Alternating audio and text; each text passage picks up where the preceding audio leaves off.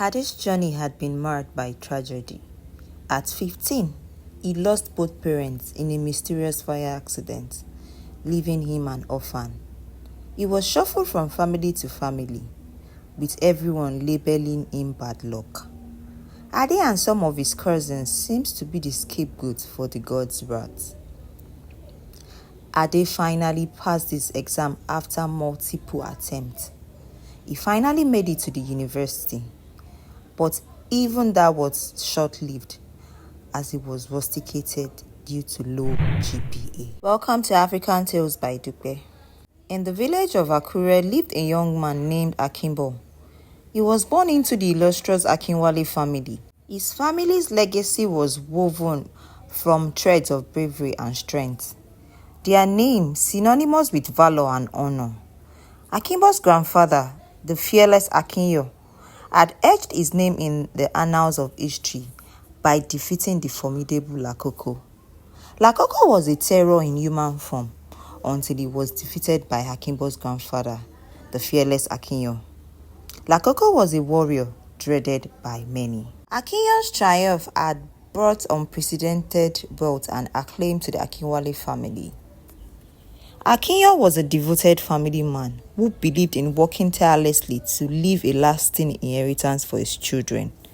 His son, Akinwale, who was Akimbo's father, was the sole beneficiary of his wealth, inheriting everything.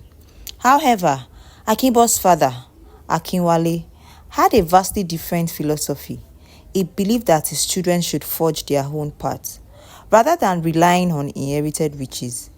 This mindset would prove to be a double-edged sword, shaping Akimbo's destiny in ways he could never have imagined. Fate, it seemed, had other plans for Akimbo. His mother passed away shortly after his birth, leaving him to face the harsh realities of life. Akimbo grew up listening to his father's mantra, "I will not labor or leave any inheritance for my son. Any child who wants to enjoy the good things in life should strive and sweat for it."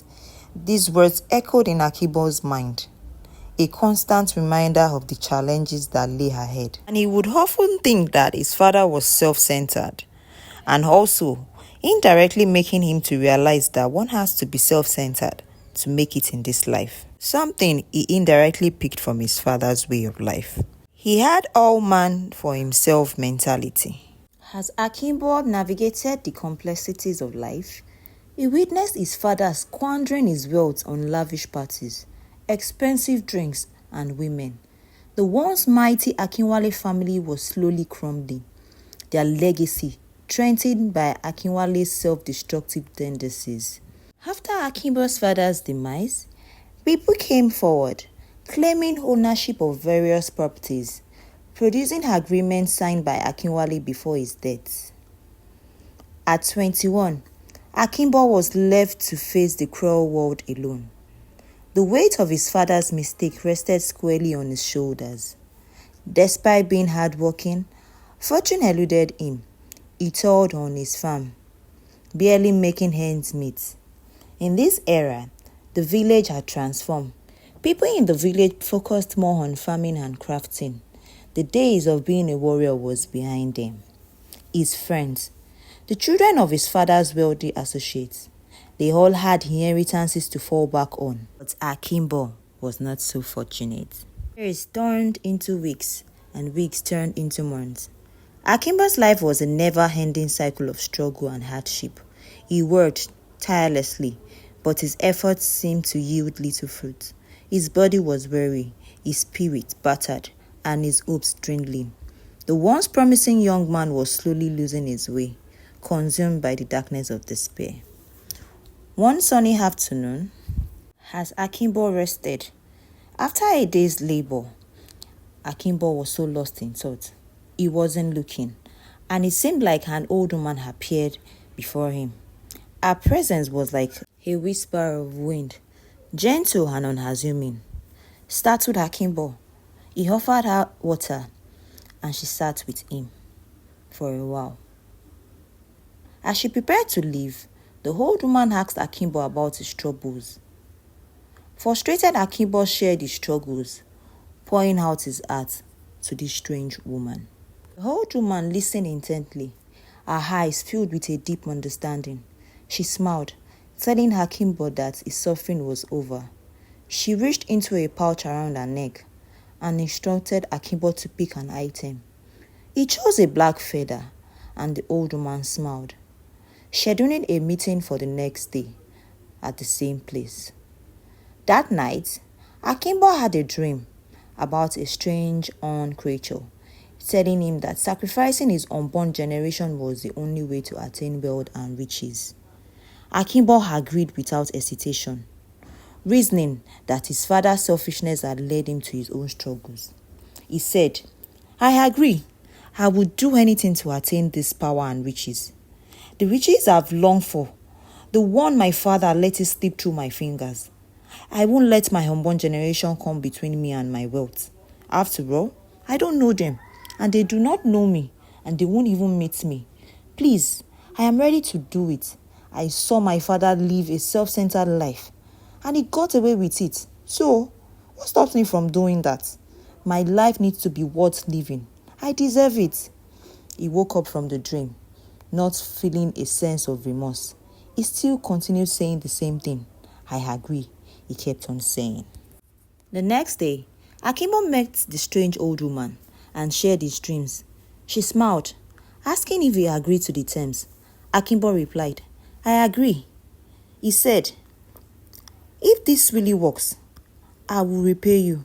The old woman smiled and said, "I will be long gone by then." She vanished. Akimbo was so scared and bewildered. He didn't know how to act. Weeks passed, and Akimbo's life transformed. His wealth accumulated, and people he didn't owe money to began paying him. He was shocked but happy, believing luck had finally smiled upon him. Akimbo lived a life of luxury, marrying and having children. He enjoyed his wealth.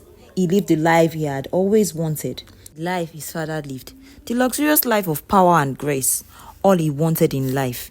He was living unapologetically, not even thinking about the consequences. He had even forgotten, or maybe he didn't care about it, that he never even worried about it for once. He was raised to be self-centered. Akimbo was blessed with long life and good wealth. And also, he died at the age of 85. After Akimbo's death, it was time for his promise to be fulfilled. His unborn generation was the price. Akimbo's promise had been lingering, waiting to be fulfilled. His unborn generation was the price of his wealth. But as time passed, it seemed like the promise had been forgotten, or the gods had shown mercy. His descendants were living comfortable lives, and all seemed well. And many years later was until the gods decided to strike, reclaiming what was owed to them. Ade Akinwale, a young descendant of Akimbo, had been struggling through life. Since becoming self-aware, he had faced unimaginable hardship. By 29, he had experienced more mishap than a 90-year-old man. Ade's journey had been marred by tragedy.